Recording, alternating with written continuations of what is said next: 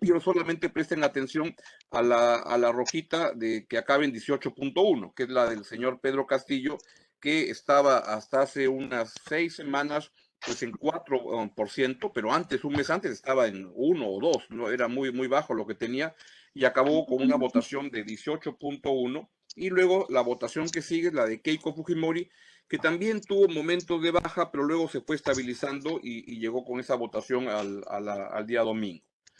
Este resultado, y acá tienen don Fernando hacía la alusión de que había muchos candidatos en el Perú, y en efecto hay 18 candidatos presidenciales en este año, que es una expresión de la debilidad del sistema político peruano y la fragmentación, y de que, no, la verdad, pues no hay partidos políticos sólidos en el país, sino que muchas son agrupaciones que se reúnen poco antes de la elección para ver si es que llegan al poder, y luego se deshacen y se vuelven a juntar para la siguiente elección, entre otras personas.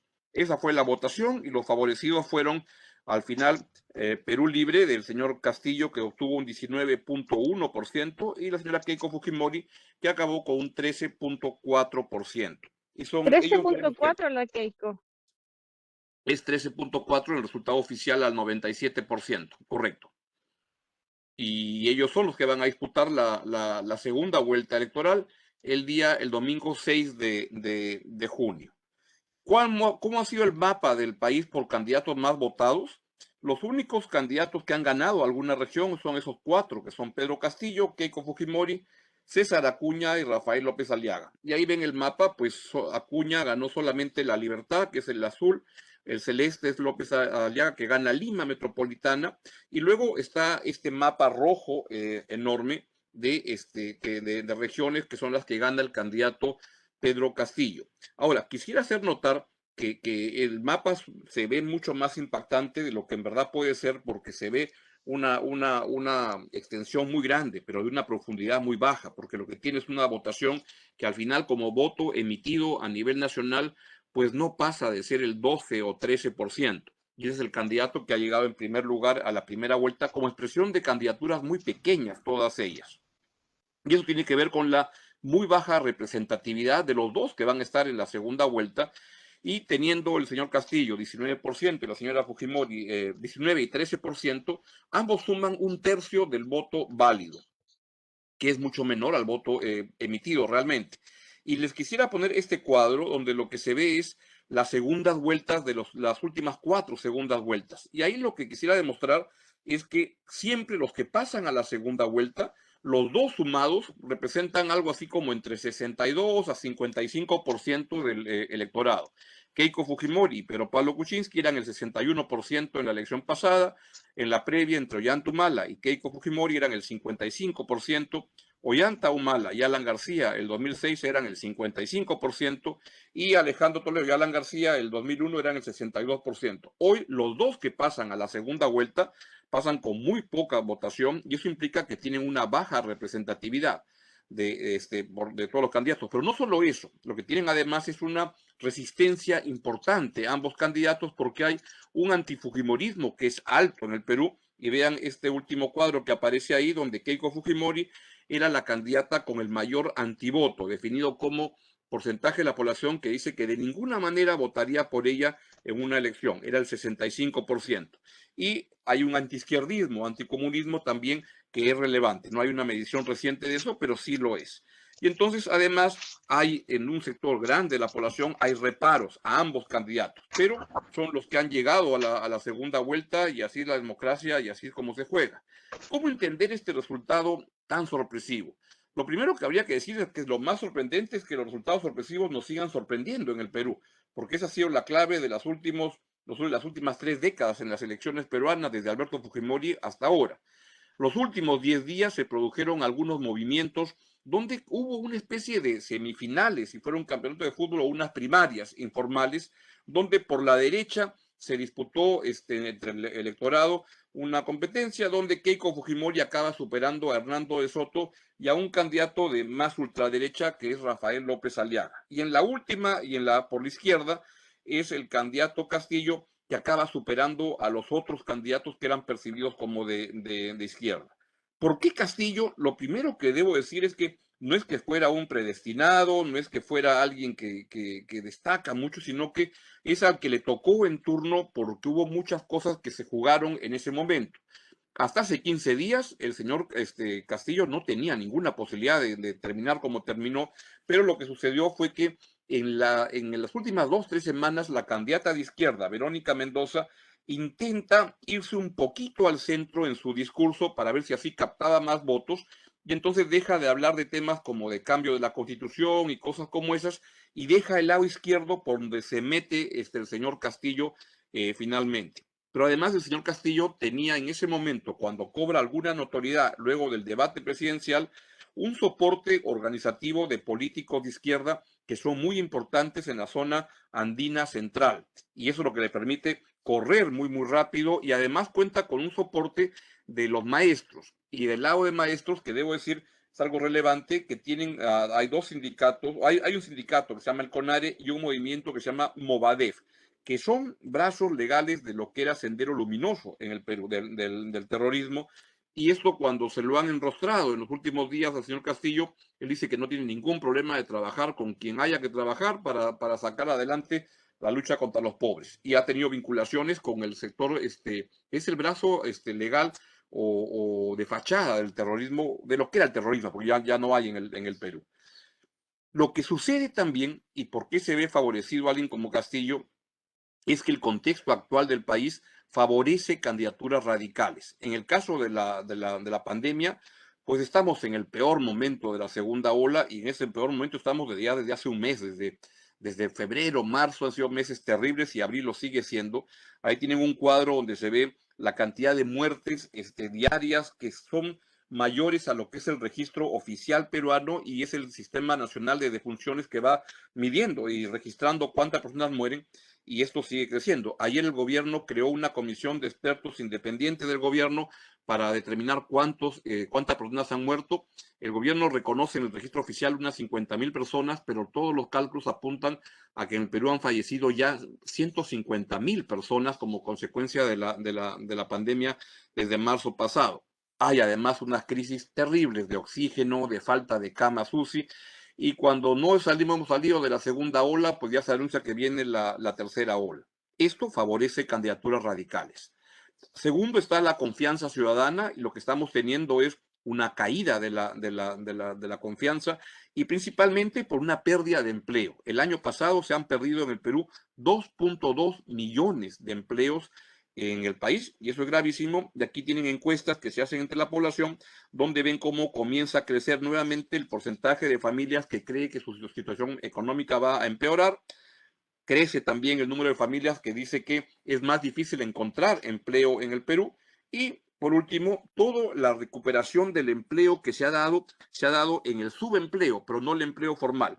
La línea verde clara es la línea de empleo formal y ven cómo se va en picada hacia abajo y recupera un poquito el subempleo, pero que es un empleo de muy baja calidad. Esto también favorece las candidaturas radicales. Y tercero, el respaldo al gobierno, pues sigue cayendo la aprobación al presidente, ya está en 62% la desaprobación al presidente Francisco Sagasti, como consecuencia de la pandemia, de la cuarentena que obliga a meter a la gente a su casa si la actividad económica se resiente. Está el caso del vacuna gate, donde se vacunaron autoridades políticas del Perú, incluyendo 2 ministros importantes del gobierno de Sagasti, para no hablar del expresidente Vizcarra. Hay la conflictividad social que se va destacando por aquí y por allá y el aumento del riesgo regulatorio en el país. Todo esto lo que son expresiones de cómo el contexto general favorece el crecimiento y auge de candidaturas radicales. Pero hay un tema que es más antiguo y es la sensación de agotamiento y cansancio. Y acá he preparado un cuadro que lo que hace es comparar el año 1990 con el año 2021. En el aspecto social, pues en el 90 el terrorismo iba muy fuerte en ese momento, hubo 70,000 personas muertas por terrorismo. En el año 2021 tenemos una pandemia que se calcula que ha matado a 150,000 personas. En el caso económico, en el año 90, el primer gobierno de Alan García produjo la segunda hiperinflación más larga de la historia mundial y una caída del producto de 30% en todo su gobierno. Y fue una merma en calidad de vida muy fuerte. En el año 2021 tenemos 2.2 millones de empleos menos y un retroceso en los indicadores sociales a una década atrás. En pobreza y en todo eso se ha retrocedido en un año, una década en los indicadores sociales. Y en el lado político lo que hay es, había en el gobierno de García un profundo desprestigio por la ilusión que generó la llegada de Alan García y la tremenda desilusión que produjo su gobierno. Y hoy en día tenemos también un profundo desprestigio por la política en general, por temas de corrupción, presidentes enjuiciados y 4 presidentes en el último lustro. En el año 90 todo eso produjo a Alberto Fujimori. En el año 2021 está produciendo a Pedro Castillo. No implica que vaya a ganar necesariamente, pero produce resultados que permiten el surgimiento de outsiders como el que estoy mencionando. Y esto sucede en un contexto de poca confianza de la democracia en el Perú. Hay una encuesta que la deben conocer, pero que es el Barómetro de las Américas, que es una encuesta que se hace desde Canadá hasta Chile, en el mismo momento, con las mismas preguntas, y lo que se ve es que en el Perú el apoyo a la democracia viene cayendo. Ya está en 49.3 y estaba en 62.5 en el año 2008. Y en términos relativos, estamos en el Perú entre los más bajos soportes a la democracia. Vean cómo en el Perú el apoyo a la democracia es de solo 49.3, solo por encima de Bolivia, Guatemala y Honduras. Chile está en 63.9. Y por último, pues la pandemia ha sido llover sobre mojado en esta crisis y, por ejemplo, ven este último cuadro donde se ve la tolerancia al cierre del Congreso, pues ha ido creciendo también en el Perú en los últimos años. Y entonces lo que sucede es que en este contexto es que surge alguien como Pedro Castillo, que pudo ser cualquier otro, no es que él tenga habilidades particularmente relevantes. Pedro Castillo tiene 51 años, es un maestro de escuela primaria, secundaria, ha sido candidato por varios partidos, incluyendo Perú Posible, el de Alejandro Toledo, lo cual lo pongo para hacerles ver que no es que sea alguien que ha estado en la izquierda, sino que ha estado como un perejil de todo caldo, viendo por qué lado entraba en la política y ahora acaba por ahí. Muy religioso, y esto lo lleva a estar muy en contra de todo lo que son enfoques de género, etcétera. Promotor y muy interesado en el desarrollo de las rondas campesinas, que son sistemas de seguridad privados de la comunidad, la falta de seguridad del Estado, policía, etcétera. Se organizan los campesinos para hacer un sistema de seguridad y él lo promueve mucho. ¿Se está escuchando bien? Hay alguien que está interfiriendo. Sí. Si pudieran Sí. silenciar, por favor, yo estoy, a ver, vamos. Parece que ya está corregido. Y él es un político de muy abajo, o sea, no muy conocido, pero en el año 2017 toma alguna relevancia a nivel nacional porque lidera una huelga nacional de maestros durante el gobierno de Pedro Pablo Kuczynski y que logra sacarle al gobierno aumentos, etcétera. Pero ahí se conoce que trabajaba esa huelga en combinación con grupos vinculados a Sendero Luminoso, lo que era Sendero Luminoso, que hoy día buscan insertarse y meterse en la vida política, y es gente con la que trabaja muy cercana el señor Pedro Castillo. Y también en vinculación con un señor que se llama Vladimir Cerrón, que tiene un partido que se ve que es muy organizado en la zona andina, en el centro del país, y lo ha ayudado mucho. El dueño del partido, en honor a la verdad, es este señor Vladimir Cerrón, y él ha sido el candidato que han conseguido porque Cerrón tiene una condena judicial por corrupción y no puede ser candidato. Entonces ha usado a Pedro Castillo como alguien para que represente a su partido. En el plan de gobierno, que luego voy a detallar algunas partes de Pedro Castillo, hay unas partes como por ejemplo la de libertad de expresión, que sospecho que si Stalin resucitara le diría a Pedro, está un poco exagerada esta parte, deberías corregirla. Y tiene un apoyo a dictaduras latinoamericanas, apoya a Maduro, es muy interesado en el chavismo, y por último tiene vínculos con el hermano del expresidente Ollanta Humala, Antauro Humala, que está en prisión por una revuelta que hizo donde asesinaron a 4 policías hace 15 años, y él ha ofrecido que lo va a indultar si es que llega a ser presidente de la República. Ahora bien, ¿por qué Castillo es un grave riesgo para la inversión en el país? Es porque él propone un cambio estructural del manejo económico. Propone un cambio de la Constitución, empezando por el capítulo económico, trae una visión muy estatista de la economía, trae una visión de un desorden fiscal, porque lo que señala es que va a fijar que el gasto en educación va a ser 10% del PBI, el gasto en salud va a ser 10% del PBI, y luego cuando le preguntan cada uno sigue dando el 10% del PBI, con lo cual no hay PBI que alcance con ese presupuesto. Sugiere y propone revisar los contratos ley y la verdad que demuestra escaso respeto por la institucionalidad, por ejemplo, el Tribunal Constitucional o temas como independencia del Banco Central. Él señala que sería disuelto el Tribunal Constitucional el primer día sin cumplir ninguna norma, etcétera. Ahora, Castillo, y pongo como ejemplo lo que pasa en zonas mineras, porque es el lado donde se ha desarrollado más, ha tenido mucho éxito electoral en la zona minera, ganó en 8 de las 10 regiones con más conflictos sociales y de las provincias donde hay proyectos mineros, en los 11 principales, en 10 de ellos, de los proyectos mineros, ganó el señor Castillo. Y entonces esa es una zona donde le ha ido estupendamente bien y por eso además tiene un discurso que es un poco extravagante o muy extravagante y dice que hoy en día la tasa de impuesto a la renta de las empresas es de 30%. Dice que en la minería quiere cambiarlo para que el impuesto sea de 70% y se puedan llevar el 30%. Y si es que no aceptan esa negociación, pues lo que quiere es estatizarlas mediante cambios constitucionales y habla en su plan de gobierno que el Estado debe tomar control total sobre la riqueza de las principales minas y de nacionalizar el gas, etcétera. Y luego cuando uno revisa su plan de gobierno, el que sale ahí no es el candidato, es el dueño del partido, Vladimir Cerrón, y habla, esa es una parte donde he copiado el plan de gobierno que habla de la estatización de sectores estratégicos, mineros, gasíferos, petroleros, hidroenergéticos, comunicaciones, etcétera, etcétera.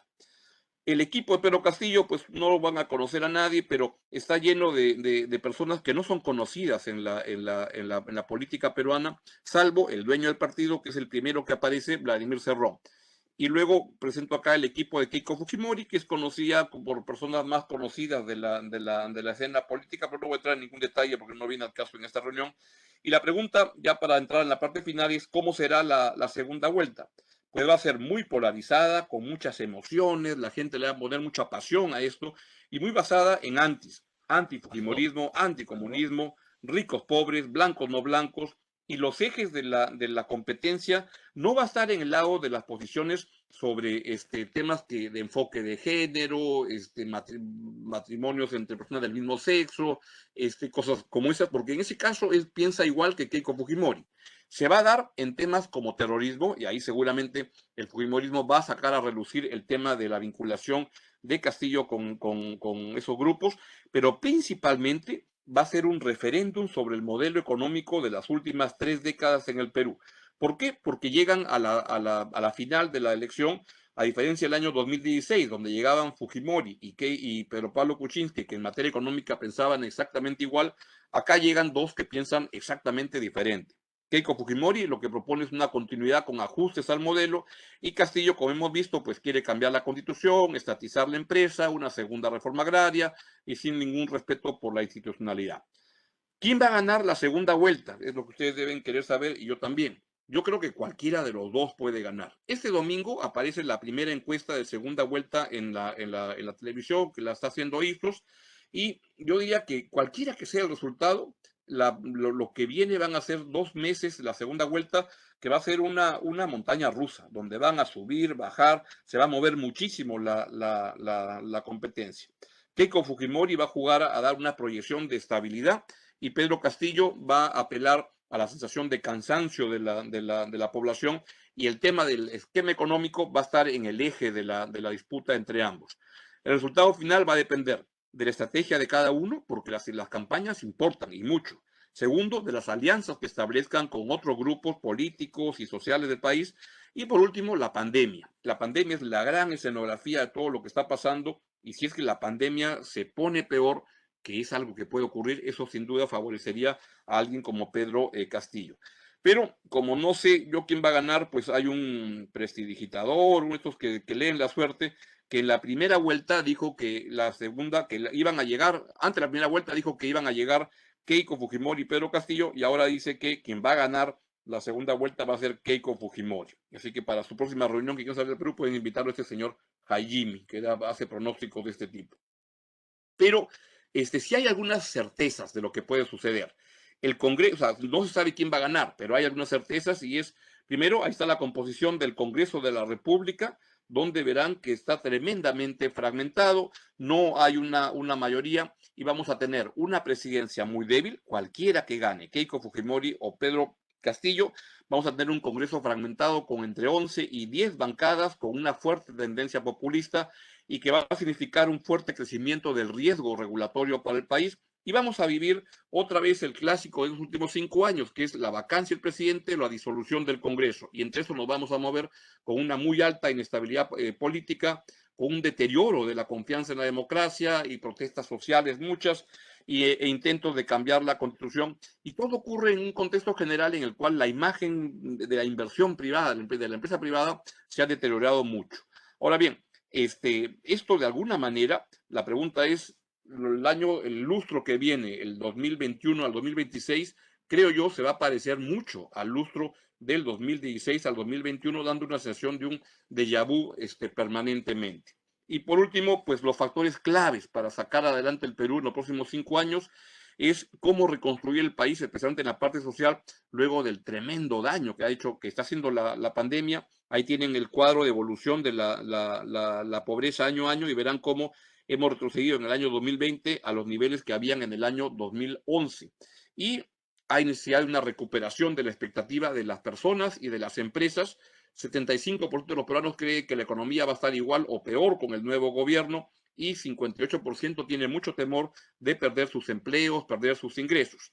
Es urgente una capacidad de articular una relación razonablemente llevadera entre el Congreso y el gobierno, y va a ser muy importante la designación de personas en cargos claves como el Tribunal Constitucional, que ya toca cambiarlo, el Banco Central, el Ministerio de Economía, la Superintendencia de Banca y Seguros, etc. Y por último, es evidente que en el Perú, luego de todo lo que ha ocurrido, se requiere algún tipo de ajuste, de pacto social, de contrato, como quiera llamársele, que pueda encontrar caminos para plantear soluciones a las demandas sociales legítimas que se han acumulado en los últimos años, especialmente en el último, sin desincentivar a la inversión privada. Esa es la clave de por dónde deberían ir las cosas, pero me temo que los escenarios no son tan propicios para eso, porque, primero, cualquiera de los dos, y con esto voy concluyendo, Pedro Castillo o Keiko Fujimori pueden ganar la elección. El resultado va a depender de la estrategia, de las alianzas y de la pandemia. Y el escenario de gobernabilidad, en cualquier caso, con cualquiera de los dos, para el entorno de negocios, es complicado por una presidencia débil, un Congreso fragmentado, tensión política entre los dos poderes del Estado, con un muy alto riesgo regulatorio, y viene pues un pésimo entorno político para el clima de negocios en el país, con una sensación de que se van a repetir los últimos 5 años durante 5 años más, pero ya con un cansancio de muchos de haber visto lo que hemos visto y que puede generar la sensación de búsqueda de caminos para buscar un final de horror, para un horror sin final, que es lo que está sucediendo desde hace 5 años en el país. Así es que por ahí es como veo las cosas. Gracias, Augusto. La verdad que un amplio panorama. Vamos a tener que esperar expectante hasta el próximo 11 de junio, a ver cómo andan tus proyecciones o la del señor de la televisión. ¿Ah? Ahora démosle paso a Fernando Palma para que nos dé su presentación y después nos vamos a la ronda de preguntas. Gracias. Estupendo.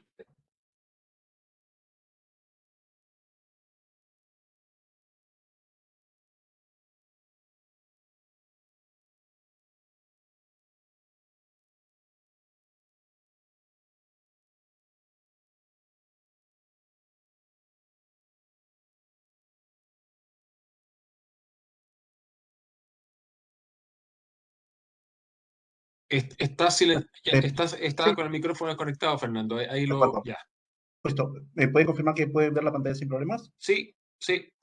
Bueno, muchas gracias por la invitación. Es una coyuntura especial para nosotros. Cada 5 años el evento en los mercados es la elección presidencial. Dejamos absolutamente de cubrir casi todo el espectro de economía mundial por concentrarnos en el evento cada 5 años, el evento político importantísimo. Yo básicamente trabajo en la tesorería y probablemente les voy a dar algún color sobre qué está pasando con las tasas de interés y un poco qué está pasando con el tipo de cambio y ustedes han visto que el tipo de cambio solamente está subiendo aquí en Perú, entonces yo creo que más insight voy a dar por ese lado. Yo soy un poco más optimista con la primera pieza de información que está llegando sobre la composición del Congreso. Yo creo que es importante, obviamente mi escenario, ya adelanto mi escenario base es que Keiko Fujimori toma la presidencia a partir de la elección del 6 de junio, y hay más chances, comparto con Augusto de que va a haber muchos swings entre uno y otro, pero creo que al final yo tendría que apostar, apuesto porque probablemente Keiko Fujimori se haga la presidencia. Y en ese sentido, la composición, a diferencia de este quinquenio, donde hemos tenido a Pedro Pablo Kuczynski, luego a Martín Vizcarra y luego a Francisco Sagasti con casi nula apoyo del Congreso, no tenía escaños. Ahora Keiko Fujimori podría tener 24 escaños y eso es importante. ¿Por qué? Porque podría bloquear reformas constitucionales con mínimas alianzas, mínimas coaliciones, podría lograr algunos bloqueos de intentos de vacancia presidencial, podría bloquear, digamos, reforma de la Constitución. Yo creo que eso es importante. Entonces, empiezo un poco a hablar de algo que sí es importantísimo y no puedo dejar de tocar, que es el tema de la pandemia, porque la economía puede llegar a tener un rebote este año en Perú del 9%, y estamos trabajando con un escenario de déficit fiscal bastante abultado para un año normal, pero 4,5 nos parece que podría, aunque es abultado este año, es lo razonable un año post pandemia, pero la deuda PBI no explotaría a niveles, digamos, como algunos países como Brasil, ¿no? Como tal vez México, 70%.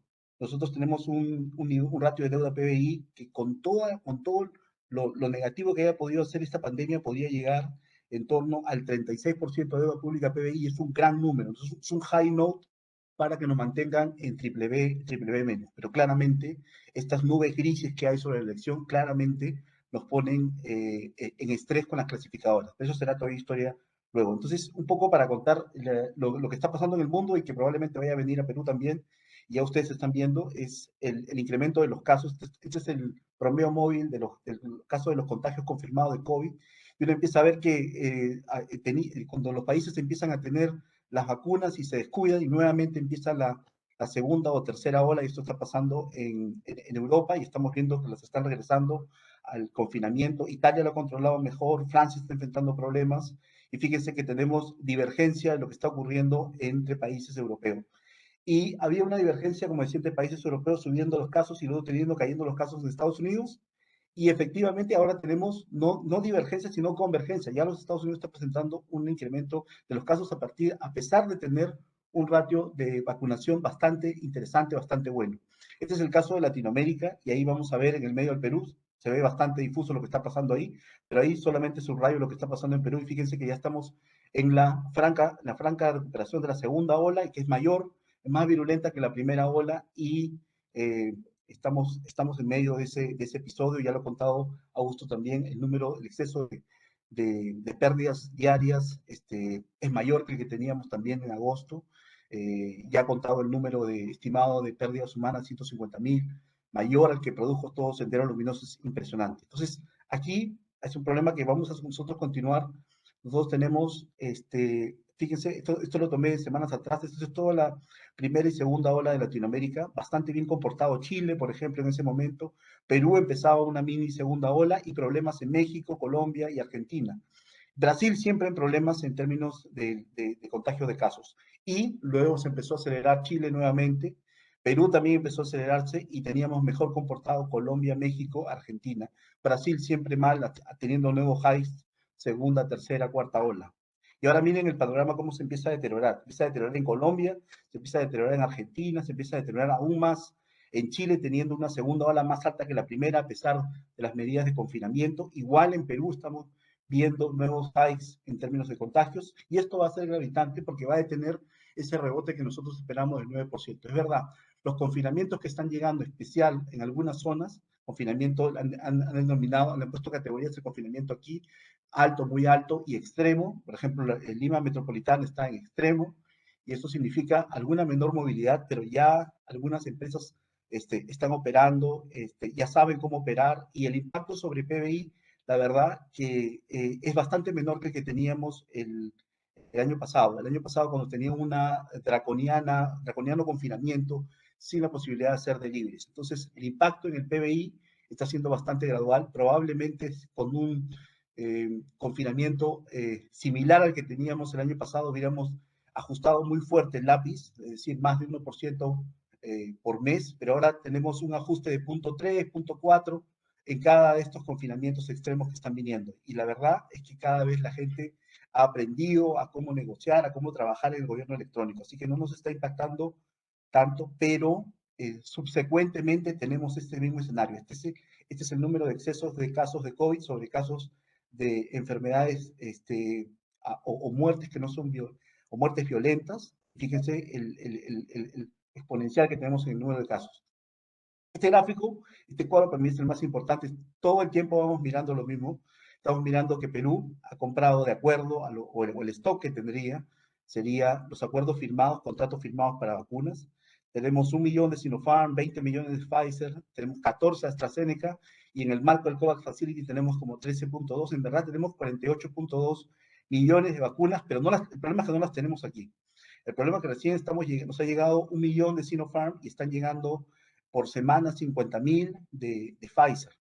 Entonces, y a excepción de una semana que nos llegó un poquito más, 167.000 de Pfizer. Y el proceso de vacunación está siendo bastante lento, y eso es otro elemento a la par, que está generando mucho ruido, mucha incertidumbre, aparte de lo que estamos teniendo ya con un proceso de elecciones.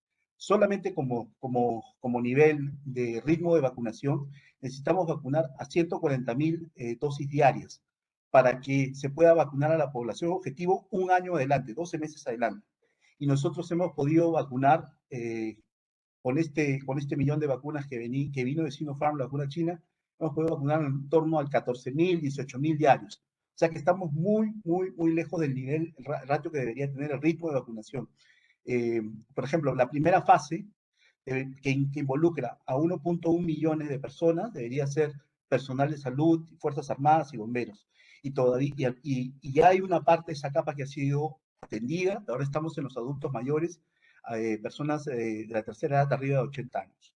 Entonces, esto todavía viene lento, los acuerdos están, probablemente sea una tarea importante que vaya a enfocarse probablemente el nuevo gobierno.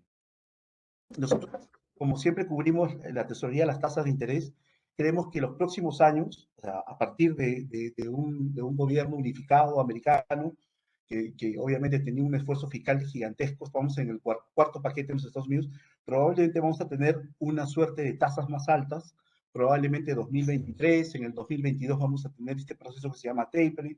Al final, toda la medicina entregada por los bancos centrales va a empezar a regresar a esos países, y obviamente vamos a tener, este es el incremento del balance de los bancos centrales. Miren, el incremento de los bancos centrales ha sido gigantesco, en 8 meses se ha duplicado el balance de los bancos centrales, y lo que vamos a tener es un ajuste de tuercas, y así, quitando el estímulo monetario, quitando el estímulo fiscal. Probablemente en los próximos años ya Biden está hablando de incremento de impuestos, no probablemente al nivel que teníamos antes del recorte corporativo de Trump, pero es lo que se va a tratar. Entonces, lo que vamos a tener probablemente es un elemento desafiante para los tipos de cambio, desafiante para los flujos de capitales. Entonces, ese es el entorno que vamos a tener probablemente este año y probablemente el próximo año. Solamente nosotros esperamos 2 subidas de tasa del Banco Central de Perú en el próximo año, es decir, dejando la tasa, hoy día la tasa de Perú está en 0.25, ustedes la tienen, el Banco Central de Chile la tiene en 0.50, nosotros, el Perú va probablemente subir la tasa el 2022 a 0.75, o sea, 50 básicos nada más de incremento. Es mínimo el incremento. La tasa neutral de Perú, para que tengan una idea, debiera estar en torno al 2.75 en términos nominales. O sea que todavía vas a dejar la tasa de política monetaria por debajo de la tasa neutral. Eso es importante porque estás estimulando la economía todavía lo necesita.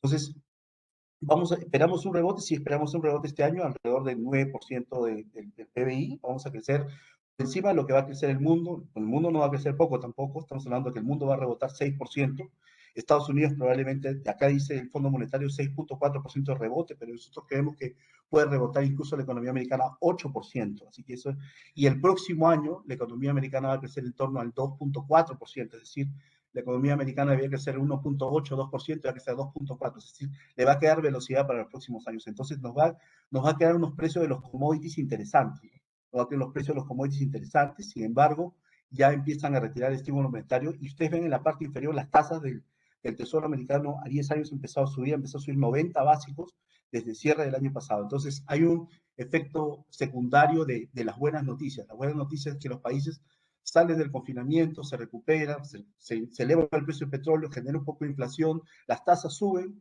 y nosotros, los países latinoamericanos, queremos hacer catch up de ese movimiento, pero finalmente lo que vamos a tener es moneda, la moneda del dólar que se empieza a subir, los capitales que probablemente ya no lleguen en otro momento. Entonces, el superciclo de commodities que nos venía bien, probablemente va a ser selectivo. Digamos, si un país está capitalizando todo este entorno positivo, probablemente sean dos, sean México y sean Chile, y un poco más pasando turbulencias, sea Brasil y Perú, estemos pasando más turbulencias porque estamos luchando todavía con la pandemia y tenemos un calendario electoral muy complicado. Entonces, aquí es un poco lo que nosotros poníamos de los capitales que pueden ser no tan constructivos para mercados emergentes y puede ser no para Perú, y las tasas en el mundo que se empiezan a subir por las buenas razones, porque la tasa de interés tiene que subir porque la inflación va a ser más alta. Lo que estamos encontrando nosotros en los datos recientes es un fuerte rebote, es decir, fíjense lo que está pasando con demanda de energía eléctrica. Estamos hablando de crecimientos desde un nivel de cero el año pasado, estamos hablando de niveles de crecimiento de 37%. El año pasado, para tener una idea, en marzo, la actividad de la economía peruana cayó 40%. O sea que vamos a esperar crecimientos en la economía peruana muy, muy, muy acelerados, muy altos. Y eso garantiza de alguna forma la parte estadística que esperamos un crecimiento en torno al 9%. Nosotros tenemos un indicador de consumo semanal en base a saldos, al uso de liquidez, tarjetas de crédito, y lo que hemos visto es una suerte de contracción en las primeras semanas de abril. Nosotros creemos que tiene que ver con el riesgo de incertidumbre política. Sin embargo, la parte de inversión pública ha venido en una nota alta, eso es algo favorable que estamos viendo en la economía. Así como ustedes, los precios del cobre les han venido bastante bien desde el punto de vista para generar reservas, también lo está haciendo en Perú.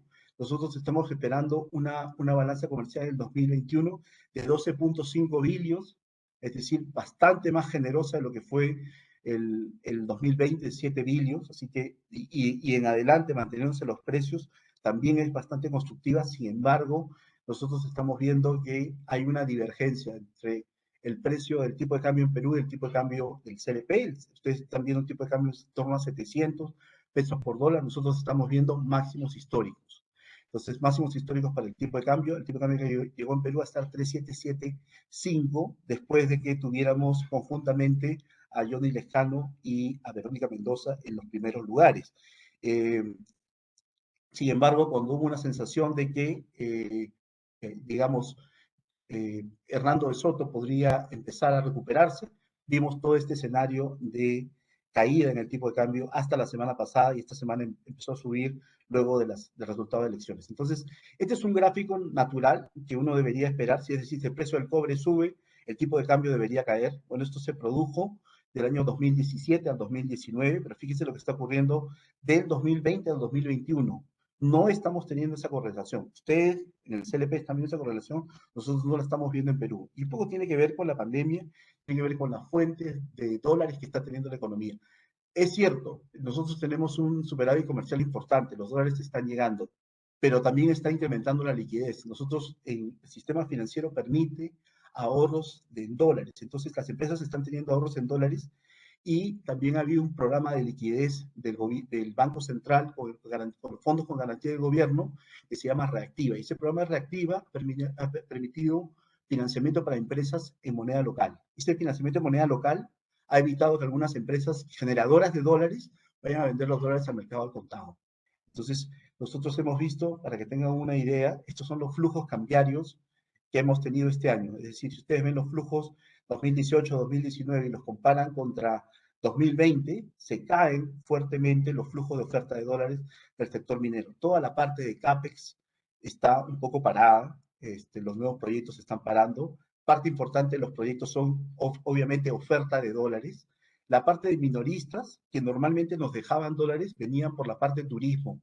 Lo que estamos teniendo hoy día es el retailer, y ya te quedan las personas, están comprando dólares por motivos de precaución o para tener mayores depósitos o porque le han pasado fondos o algunas familias no están gastando lo que debieran, el ahorro se ha incrementado en forma importante. Y otras empresas, me refiero a empresas que han estado operando durante la pandemia, son netas demandantes de insumos en dólares o de artículos de tecnología, ¿no? Precisamente ha habido un gran consumo de laptops, de impresoras, de equipos de tecnología, de smartphones para trabajar en el modo remoto y eso ha gravitado una demanda neta de dólares, porque acá no somos generadores de dólares. Entonces, hemos tenido unos flujos cambiarios básicamente de demanda de dólares y el que ha estado poniendo los dólares ha sido el Banco Central. Ahí estoy poniendo un gráfico en verde, la oferta de dólares del Banco Central. El Banco Central ha hecho el despliegue de todos sus instrumentos de política cambiaria, certificados reajustables, swap cambiarios y venta de dólares. El Banco Central ha vendido este año 2.5 billones de dólares. Hace muchos años que el Banco Central no vendía los dólares.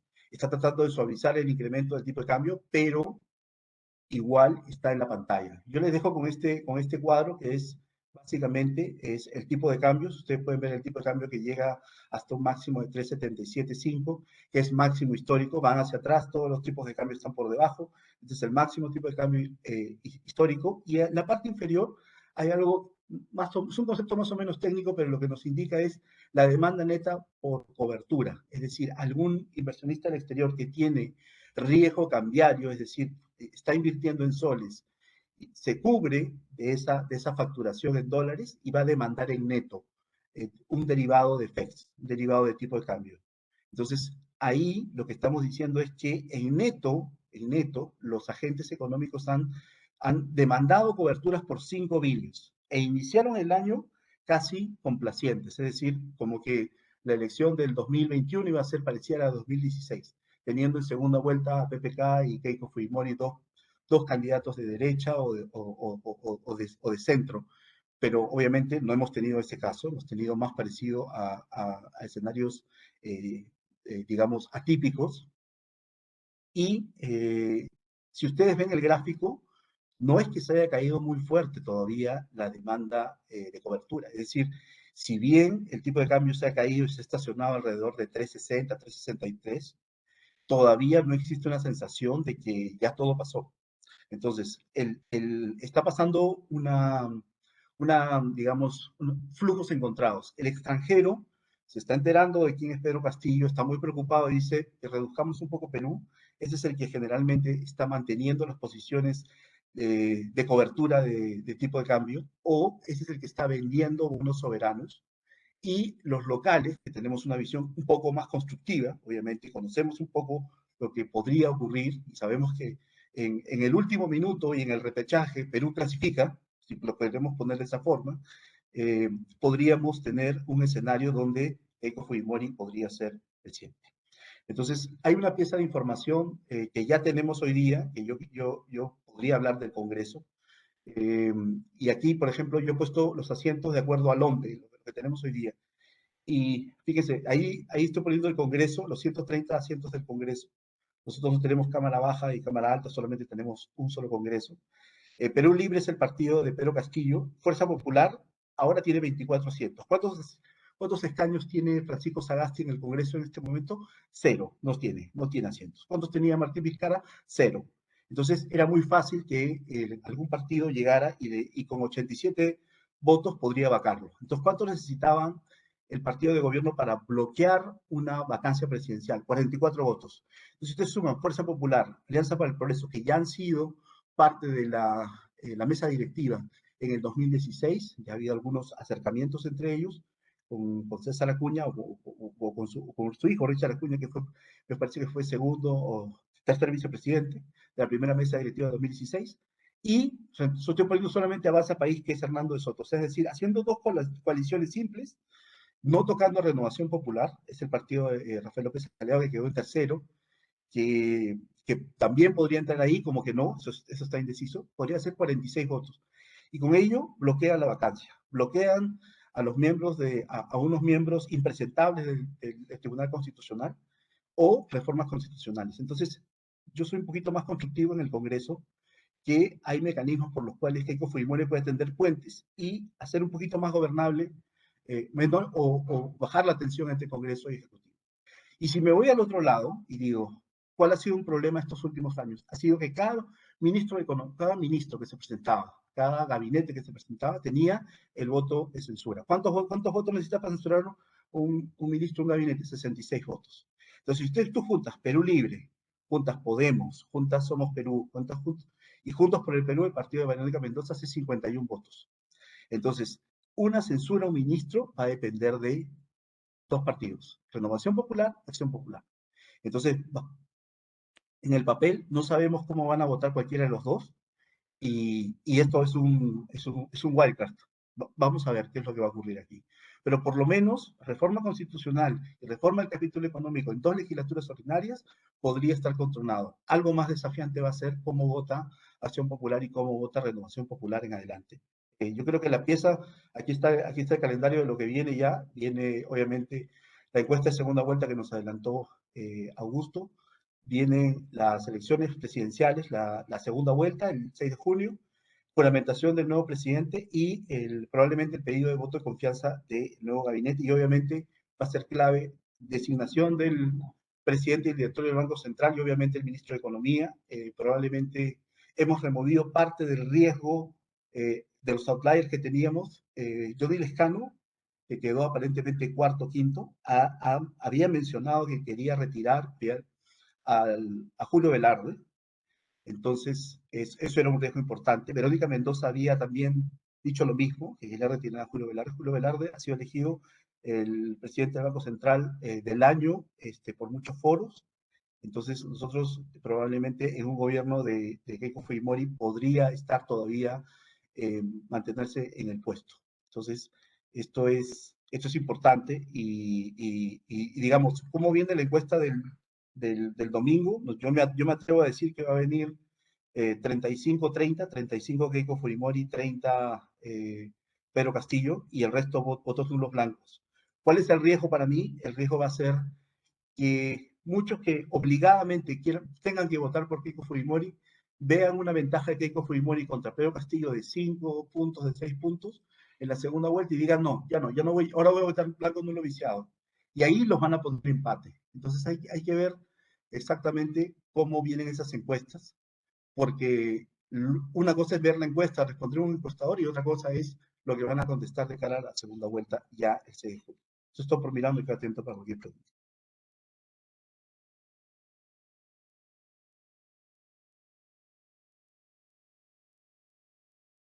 Gracias, Fernando. Muy interesante también tu punto de vista.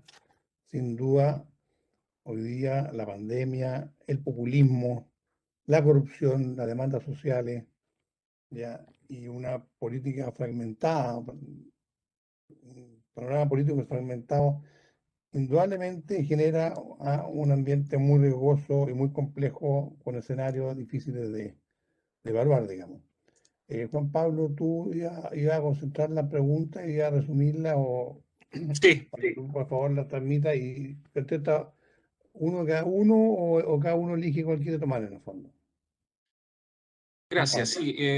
Sí, vamos a hacer las preguntas y bueno, cada uno puede complementar la respuesta del otro desde su propia perspectiva. Hay varias preguntas que se refieren a los movimientos terroristas y los vínculos que existiría, digamos, con la candidatura de Castillo y la representación de algunos sectores. ¿Cuán efectivo es eso y cómo puede repercutir eso en la campaña? ¿Respondo en este momento o esperamos? Sí, sí. Perfecto. A ver, lo cierto es que Sendero Luminoso y el terrorismo ya no hay en el Perú. No hay movimientos armados, etcétera. Lo que queda cuando se habla son remanentes en la zona de la selva, pero la verdad que eso ya no es terrorismo si se entiende que el terrorismo tiene una orientación política, etcétera. Lo que queda son gente que quedó en la selva y que se alquilan como mercenarios al narcotráfico. Eso es lo que queda, que deben ser unas 200 personas, pero que ya no hay una intencionalidad política en eso.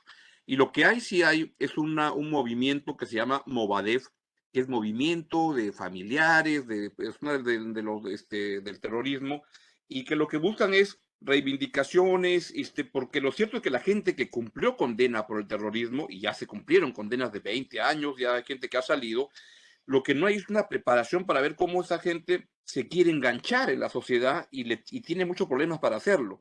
Y no se ha sido muy hábil en ver cómo se les puede recuperar. Y entonces hay mucha gente que los deja de lado y se quedan sin trabajo, sin nada. Y yo he conocido, yo he hecho trabajo en los penales que me han invitado muchas veces y he conversado con varios de ellos y he entrevistado periodísticamente en la televisión a 2 o 3 de los principales cuando han salido y lo que ellos sostienen es que quisieran poderse reenganchar en la vida, están muy arrepentidos y todo eso, pero la sociedad los rechaza y especialmente la política y entonces ahí hay un problema. Y tienen un movimiento que ha querido buscar legalidad y no se lo han aceptado porque le exigían que, comprensiblemente, que dijeran que el terrorismo era malo y toda esa cosa y no querían hacerlo. Pero existen. Y entonces tienen capacidad de organización y tienen capacidad de movilización. Y el magisterio, los maestros, el sindicato de maestros, es un sindicato que está muy vinculado a esas ideas. Ya no están con las ganas de poner bombas, nada de eso, pero es una agrupación que se mueve en esa dirección y Castillo, se ha sabido, es un dirigente del sindicato de maestros y le sirve estas organizaciones para poder discurrir. Entonces, en resumen, para que quede claro, no es que haya un riesgo del terrorismo en el Perú, sino que Castillo es muy amigo de lo que ha quedado de esa gente que busca engancharse en la vida, como cualquier persona que busca ganarse en la vida después, ¿no? Muchas gracias. No sé si Fernando, ¿tú quieres agregar algo a eso o pasamos a la siguiente pregunta? No, solamente ahí comentar un poco yo creo que hábilmente, pues no soy un experto político, pero hábilmente creo que Keiko Fujimori es mejor candidata para enfrentar probablemente a Pedro Castillo de lo que hubiera sido algún otro candidato, probablemente Hernando de Soto. Creo que en ese sentido, hábilmente, Keiko Fujimori está poniendo toda la discusión en términos de ideas, no en términos de personas. ¿Por qué? Porque aquí en Perú existe una suerte de una forma de desautorizar rápidamente un oponente, es lo que nosotros un sustantivo lo hemos verbalizado, que es terruquear. Terruquear es fácilmente darle un rótulo a una persona que tiene ideas de izquierda, decirle, eres un terrorista. Entonces, eso es lo que el mismo Castillo está tratando de usarlo a su favor, diciendo, a mí me están terruqueando, yo soy como el David, ¿no? De esto. Pero es parte de la estrategia política. Pero hábilmente creo que Keiko Fujimori en este momento está tratando de un poco distanciarse de esa posición y hablando un poquito más, a sentarse a discutir ideas. Yo creo que eso es, de alguna forma balancea estas ideas de ponerle rótulos a otro candidato, ¿no? Gracias. Pasamos a otra pregunta, es que como lo dijeron, Castillo triunfó en las regiones mineras ampliamente. Y la pregunta es, ¿cómo es la composición de los representantes al Congreso de esas regiones y si aquello va a tener alguna influencia en el diseño de la explotación de la minería? Yo creo que sí, que sin duda eso va a tener un componente importante en que se van a querer cambiar desde el Congreso las reglas de juego para el sector minero peruano. De eso no tengo la menor duda que va a haber esa intencionalidad. Y hoy buscaría, no sé, creo que tengo una visión un poco más negativa que la que el señor Palma tiene, en el sentido que creo que el Congreso es muy difícil encontrar esos acuerdos y si bien entran representando a partidos que tienen posiciones distintas, en el Congreso entran en una relación donde se ven votaciones muy sólidas en el sentido populista y ante cualquier criterio económico de racionalidad. Todas las votaciones de este Congreso actual han sido de 120 miembros, con más de 100 votos, todas las medidas que rompen un orden económico fundamental, básico, y eso ha tenido una gran mayoría. Y en el Congreso llega gente que lo que se entusiasma es por esa línea y vamos a ver un Congreso tremendamente hostil para la inversión privada. Fernando. Sí, en ese sentido, es verdad lo que comenta Augusto. Obviamente, yo creo que yo esperaría que hayamos tocado un piso con la calidad de la producción de leyes de este Congreso. Sin embargo, hay gran parte de las leyes que se hacen por mayorías o leyes orgánicas pueden ser observadas por el presidente. Entonces, tanto Martín Vizcarra como Francisco Sagasti han observado varias leyes y obviamente lo que hace el Congreso inmediatamente las pasa a comisión y las aprueba por insistencia. Entonces, obviamente, hay una última carta que es la que juegan presidentes en hacer una demanda competencial ante el Tribunal Constitucional. El único riesgo, y usualmente en el Tribunal Constitucional, la razonabilidad de las leyes es amparada. Pero este es con la conformación actual del Tribunal Constitucional. Ahí coincido mucho con Augusto de que es clave los miembros del Tribunal Constitucional. Efectivamente, esa pared que ha sido las observaciones hechas por el Ejecutivo se mantengan y eso nos puede prevenir de intentos populistas del nuevo Congreso, ¿cierto? Ojalá esa pared todavía se mantenga y dentro del tribunal en la tarea. Muchas gracias. Otro tema que se hace presente aquí en el chat es la situación de la corrupción y todos los juicios asociados a la corrupción. Y recordar de que la candidata Fujimori tiene, entiendo, una causa abierta. ¿Qué pudiera pasar en relación a este tema de salir ella electa? El propio fiscal del caso, que es un señor que se llama José Domingo Pérez, ya declaró que si es que la señora Keiko Fujimori es elegida presidenta, todos sus juicios se congelan hasta que termine su mandato de 5 años. Muchas gracias. Fernando, ¿quieres agregar algo? No, tal cual, lo mismo de comentar, Augusto. Ya. Y otra pregunta es que también un reflejo del resultado electoral es que hay una brecha entre las regiones del Perú y Lima en cuanto a la votación. ¿Dónde creen ustedes que se resuelve la contienda de esta segunda vuelta? ¿Decide Lima o deciden las regiones? Lima ha votado muy diferente que las regiones, pero en una elección que va a ser tan apretada, todo cuenta. Yo no tengo honestamente no tengo un registro, me es difícil saber o imaginarme cómo viene la encuesta de este domingo, pero va a ser fundamental porque es como la encuesta que raya la cancha y te marca cómo van a ser las estrategias de los dos candidatos, porque si es que el señor Castillo sale ganando, o sea, sale, digamos, 60-40 o 70-30, en ese caso va a radicalizar su discurso tremendamente. Si en cambio se da cuenta que están perdiendo, va a buscar acercamientos y va a cambiar las cosas. Entonces, pero honestamente, yo no sé cómo viene la encuesta este domingo, puede ser cualquier cosa, y es decir, no me sorprendería ningún resultado.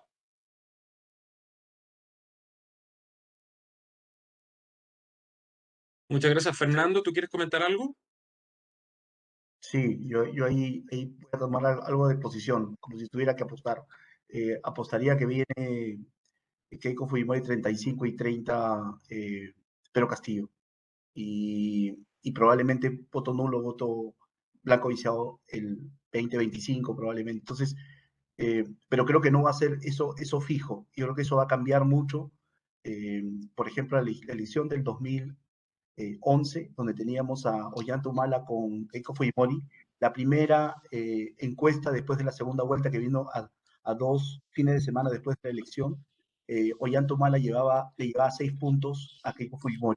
Luego, a lo largo de la elección, cambió, giró en torno a Keiko Fujimori, elevó su aceptación y gran parte de los que decían que iban a votar por Ollanta, con la campaña de prensa muy fuerte, se bajaron y se fueron a blanco nulo viciado, pero regresaron luego para la elección. Entonces, yo creo que ahí tenemos que ir viendo los swings que dan esta gente, porque a veces los que quieren votar por ejemplo, Pedro Castillo, pueden estar ante tantos ataques de la prensa a no revelar o tener un voto escondido que va a ir al banco beneficiado. Entonces, luego podría regresar. Pero yo creo es básicamente una elección que va a cambiar de signo y hay que estar muy atentos. Y es una eternidad, 2 meses para una segunda vuelta es una eternidad. Entonces, pero igual, yo creo que al final, aunque sea en las mesas, me parece que, porque ahí veo alguna ventaja para Keiko Fujimori. Gracias. Vamos a ir cerrando. Si les parece, tengo una pregunta del presidente, que es, siendo Chile un importante socio comercial en rubros como retail, línea aérea, inmobiliario, industrias, agrícolas, ¿qué riesgos se ven a este tipo de inversión digamos, cualquiera sea el escenario? Yo me aventuraría a decir que en particular, por ser inversión chilena, en particular ninguno. Creo que en este caso el discurso que trae Pedro Castillo es anti-inversión privada, sea chilena, noruega, japonesa, de donde quiera. Creo que hay una visión de ese lado y no he visto en esta campaña señales, algunas por ahí felizmente. Y creo que es un tema en el cual se ha avanzado bastante uno compara con hace 20 años, etcétera, o Ollantumala, cuando recién llegó, tenía gestos de ese tipo. Yo creo que felizmente se ha ido superando y no esperaría que en esta campaña haya señales de animadversión en especial para la inversión chilena. Para la inversión privada en general, sí. Fernando. Sí, coincido con Augusto. Yo creo que hay algunos candados que tiene la inversión extranjera. Entonces, eh, yo creo que tendríamos que ver cómo se va dando también la campaña, porque si es que efectivamente desea traer el voto de centro o los indecisos, Pedro Castillo tiene que hacer algún paso hacia esa dirección. Entonces, eh, al momento hay muchas ideas, está muy abierto todo ese discurso de Pedro Castillo. Vamos a ver cómo evoluciona. Hoy día hay que esperar cómo viene y obviamente, ¿no? Las chances que finalmente vaya a tener.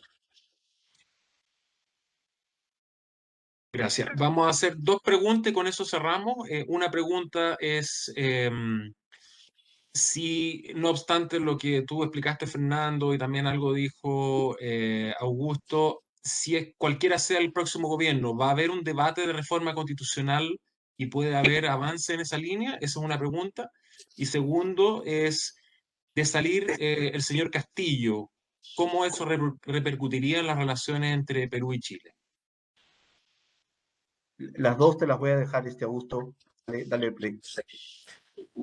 El señor Castillo, la verdad que no es alguien que haya tenido oportunidad. Mira,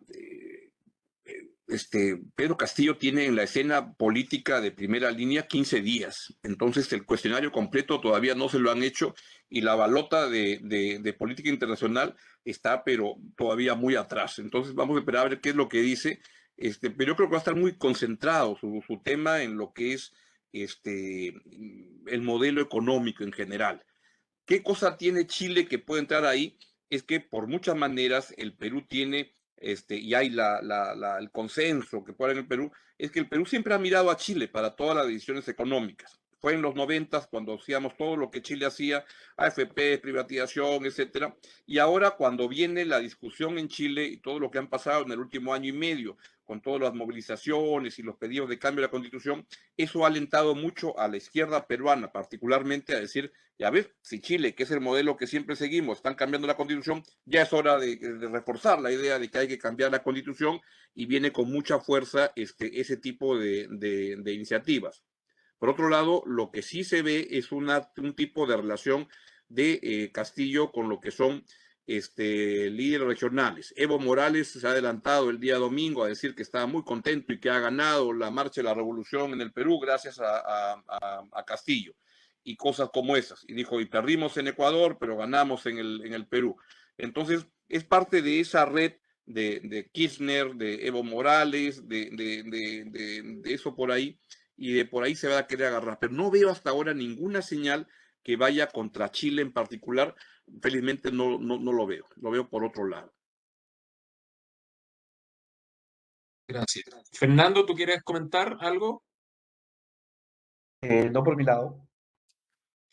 Bueno, para ir cerrando, si ustedes quieren redondear alguna idea de lo expresado, de las preguntas que hayan recibido, y después nuestro presidente cierra el evento. Así que, Augusto, si tú quieres reforzar alguna idea, lo transmitido, y lo mismo Fernando.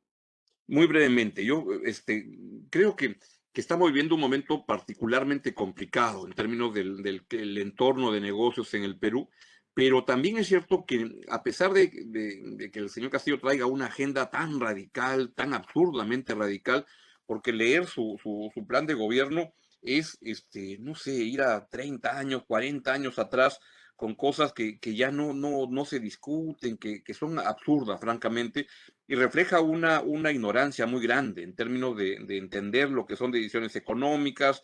Y uno puede pensar, este señor está jugando para la campaña electoral, lo cual todos los políticos mienten, y mienten mucho en el Perú especialmente, pero seguro en todos lados, durante la campaña y ofrecen muchas cosas y luego se podría moderar y cuando ya llega al poder, pues comienza a tomar decisiones racionales.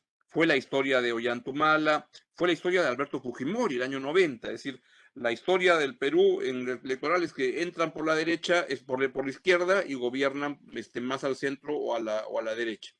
Ahora, eso sería lo ideal que pudiera ocurrir, pero también hay el riesgo de una visión del señor Castillo que es muy pequeñita, muy poco expuesta a las corrientes del mundo y muy reivindicativa, con problemas sociales enormes que hay en el Perú, y esta pandemia nos ha tirado atrás 10 años en pobreza, en pérdida de ilusiones, en pérdida de empleos, sueños, gente que estaba haciendo su casa, que todo se retrocede.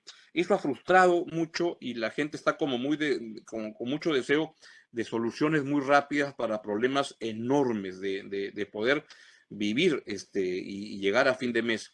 Entonces, ese es un gran drama y lo que me temo es que Castillo puede verse muy tentado a avanzar en eso, pero tampoco hay muchas salvaguardas, en que no es que a mí se me ocurre estatizar la minería y lo hago pasado mañana.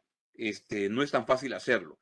Y creo yo que el otro tema es que este Congreso tan fragmentado, yo creo que va a ir en contra del Poder Ejecutivo, cualquiera que sea el presidente. Y la idea de bancar, la tentación de vacar al presidente está pero puesta desde el comienzo por todos. Y lamentablemente la sensación de que puedes vacar al presidente como quien pide una hamburguesa de algún lugar, casi que está en el Congreso. Para cualquier cosa se les ocurre hacerlo.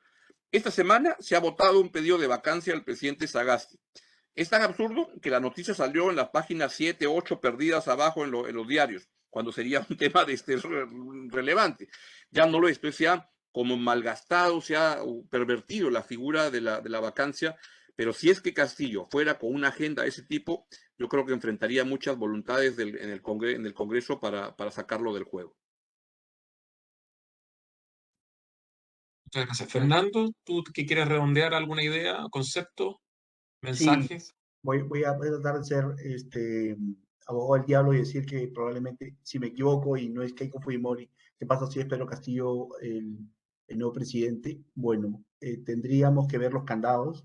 Por ejemplo, el Banco Central le puede prestar eh, una cantidad muy pequeña de la emisión primaria al gobierno, es decir, inclusive no le puede comprar una cantidad importante de bonos soberanos, por lo tanto, la necesidad de financiamiento de la administración Castillo, teórica, tendría que venir de emisión en el exterior, pero, pero ya les contaría pues que, digamos, si el tipo de cambio con la noticia, con este escenario de segunda vuelta, donde hay mayor probabilidad de que sea presidente probablemente Keiko que Castillo, el tipo de cambio ha caído de 3,77,5, primero con el ascenso de Fernando de Soto, aunque sea en las encuestas, cayó sobre la marca de 365, ahora nos encontramos 360, 363. Inmediatamente, si es elegido presidente Pedro Castillo, el tipo de cambio va nuevamente a 380 e inclusive podría subirse probablemente, pero van a haber, como contaba también ya Augusto, muchos candados, ¿no? Es decir, echar números este año, para que tengan una idea, el déficit fiscal de Perú va a ser 4,5% del PBI, y se ha emitido ya 5 billones de dólares en el exterior, y esto más un incremento de los ingresos que van a venir, recaudación del impuesto a la renta, las empresas mineras, especialmente de cobre, cierran el presupuesto y el presupuesto está balanceado. Es decir, y la línea o digamos la sostenibilidad de la deuda en los próximos años también está de alguna forma garantizada. Y esto es lo que se va a vender las clasificadoras. Si viene Pedro Castillo, hay que ver cuáles son las prioridades de los gastos que tiene que hacer, de dónde se consigue ese financiamiento extra y cómo lo va a trabajar. Pero claramente, como también lo comentaba Augusto, cuál va a ser efectivamente los puestos claves, ministro de Economía, si va a mantener a Julio Velarde en la directorio del Banco Central. Entonces, todavía faltan muchas piezas de información que se gatillarían a partir de la elección o de este escenario que yo no lo visualizo, pero vale la pena darle una vuelta. Muchísimas gracias, presidente. Perdón, estaba en silencio. Bueno, la verdad que ha sido una tremendas exposiciones. A pesar de los escenarios complejos, nos han dado luces de tranquilidad y de intranquilidad también, pero bueno, ya estamos más informados, estamos más en línea. Yo antes de despedirme tengo dos preguntas cortitas, así, como para revolver el gallinero, como decimos aquí en Chile. Si el segundo hubiera sido del Soto, el escenario sería totalmente distinto, supongo, ¿no? Eso es lo primero. ¿Ya? O sea, creo que sería más clara la definición de la segunda vuelta. Y segundo, me llegó, no sé si será fake news o no, una cosa de Mario Vargas Llosa, no sé si lo vieron, que decía que iba a viajar a Lima a reunirse con Pedro Castillo para buscar consenso y camino a seguir. A firmar una hoja de ruta que permita que Perú retome las sendas del desarrollo. No sé si será fake news o no, pero ¿me puedes comentar los dos puntos antes de despedirnos? Lo segundo es súper fake, Ya. porque Mario Vargas Llosa es muy antifujimorista, pero creo que es más anticomunista que antifujimorista, no sé, pero en los dos antis hay, que es el gran dilema que hoy en día existe con un sector antifujimorista que ha definido las últimas 3, 4 elecciones en el Perú. Pero claro, eso era cuando era con otros candidatos, pero acá están confrontados contra un dilema muy grande donde lo que estoy sintiendo en el caso de ese antifujimorismo es que le está diciendo a Keiko Fujimori, le está comenzando a decir de muchas maneras es, dame garantías de que no vas a hacer lo que has hecho hasta ahora. Y eso creo que es algo que en campaña se arregla fácil. Se me ocurre, si es que convoca y dice, mi primer ministro o primera ministra sería esta persona que es un antifujimorista, pero que entiende el problema del Perú, y esta sería una persona que sería una garantía de que me va a ayudar a generar confianza. Cosas como esas la ayudarían mucho para poder avanzar, y siento que Keiko Fujimori es la única persona que en el Perú ha jugado 3 finales consecutivas. Es decir, ha estado en las últimas 3 segundas vueltas de los últimos 3 años. Ha ganado experiencia. Pero cuando pienso en eso, también Holanda ha jugado 3 finales del mundo y perdió las 3. Entonces, ojalá que vamos a ver cómo juega su partido ahora.